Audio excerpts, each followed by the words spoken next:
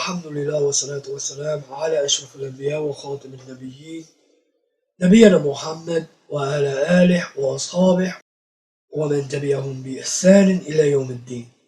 Assalamu alaikum wa rahmatullahi wa barakatuh. I'm your brother Abdul-Lateef from both Arabic Virtual Academy as well as Abdul-Lateef.com. Today I want to deal with an issue that I'm pretty sure has struck up a lot of conversation.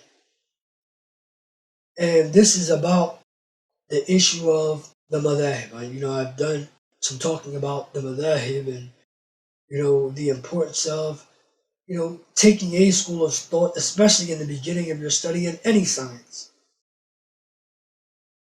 There's something now that people talk about called, the scholars, they talk about it, it's called la madhabiyya. And this is people that claim, listen, we don't have a madhab. We don't have one. A brother is asking, how do we understand this? And my answer to you is this. When you look at individuals that say we don't have a madhab, generally they mean one of two things. The first issue really isn't an issue. These are people that are just being taught and they're just saying what they've learned, like many of us have. We don't follow a madhab. In all actuality, and you can return back to the video I did on what is a madhab. And you'll see the majority of us, we have a madhab. We may not know what it is. We may not claim it. We might not call it like it was a gang or something along these lines. But you're going to find that the majority of us have a way in which we do, or a way in which the proofs and evidence, whether we're doing it or someone else is doing it, in an organized manner, a way in which they're dealt with to give us the answers that we need. This is a school of thought. This is a madhab.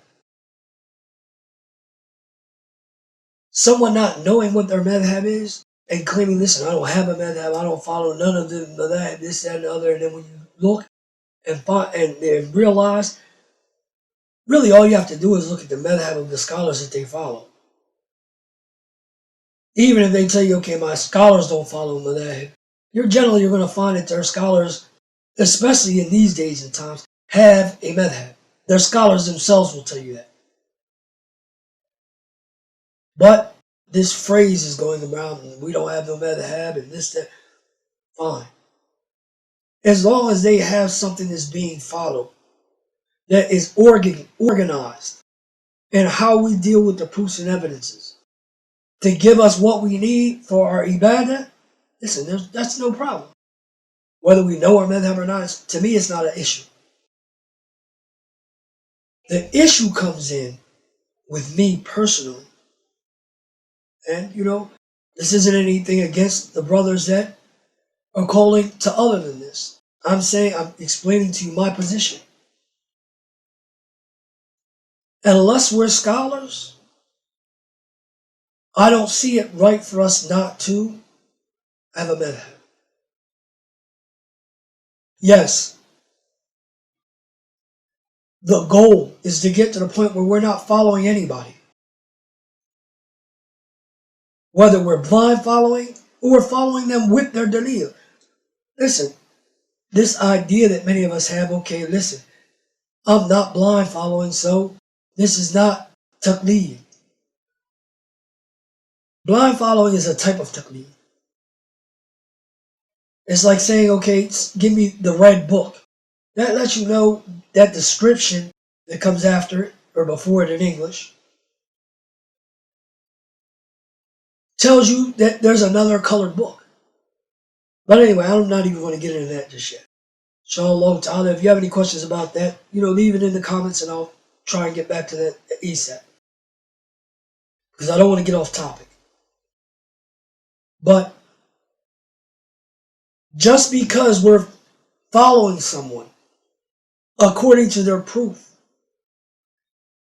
to show you that all we're doing is taking their opinion with their proof, when someone brings us another proof that sounds reasonable, we can't tell you why we don't go with that proof or that opinion.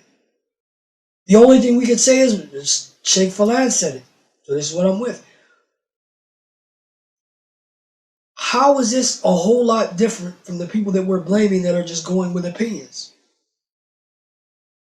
Yes, we have proofs, but it's not like we're really having a good understanding of that proof and how it relates with the other proofs and evidences.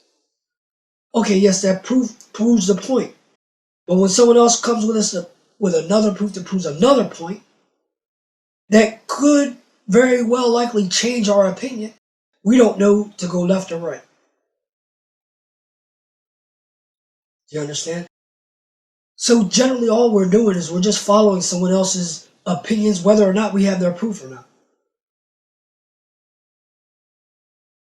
But just like I just mentioned, where my problem lies, with the second group that are following along with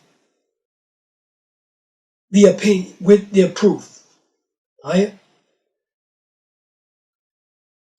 When we say, okay, I don't have a madhab, so where do you return to figure out which opinion is stronger when you have this Sahih evidence and this Sahih evidence? This is taking you in one direction, that's taking you in another direction. How do you know how to deal with those proofs? You don't. You need to be able to return back to a scholar, a group of scholars that can explain to you the issue. You need not only for that particular issue, but for issues like it. And this is what you get in a school of thought or a madhab. For us just to be able to run around and say, okay, well listen, I have a dalil. I know Sheikh Falan, he said this. And this was his dalil, but I just found a dalil that's in Sahih Bukhari that says something different. So I'm going to leave the Sheikh's opinion. I know some of you are saying that's correct. But think about this for a second. Don't you see this as disrespectful? You've had scholars that have gone through, not a scholar, but scholars that have gone through and looked at this issue inside and out and compared the different proofs and evidences and weighed this against that and worked with this one and that one and done all of this work to come up with this answer. And you, as an individual, come up with this particular proof that was part of what they put together, or it may not be. And say, okay, well, he was ignorant about this proof, but so I'm going to go with this, he was wrong. Or my proof trumps all of the work that he just did because I came across this hadith in English or even in Arabic. But I don't know how to work it with what he was talking. I don't even know what the rest he was talking about.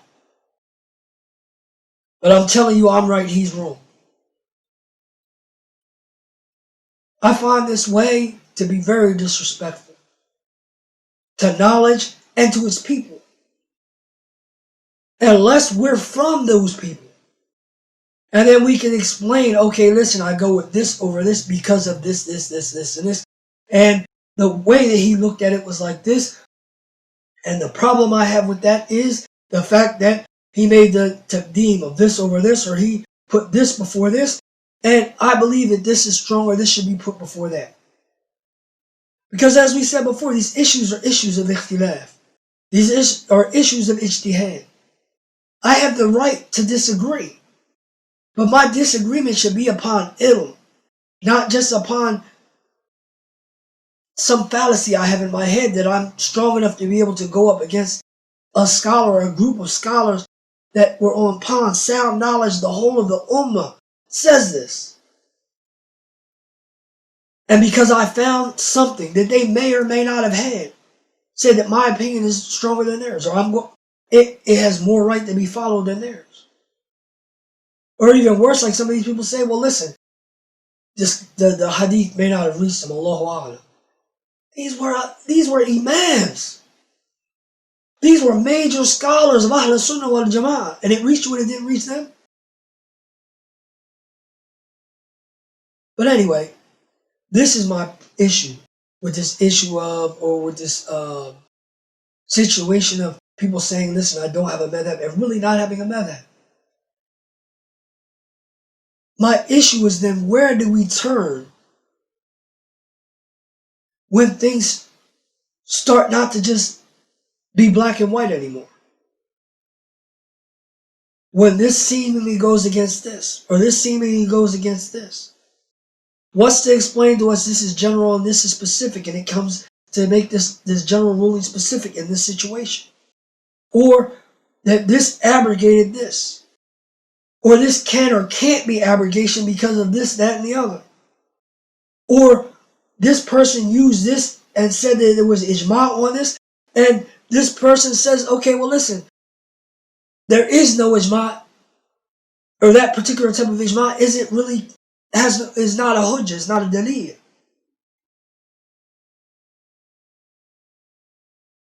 What do we go back and weigh all of these statements against?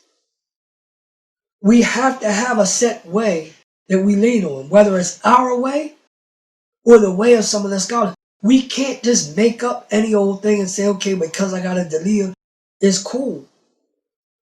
Because the important thing isn't necessarily just the proof. It's how you understand and apply that proof. How you work with that proof.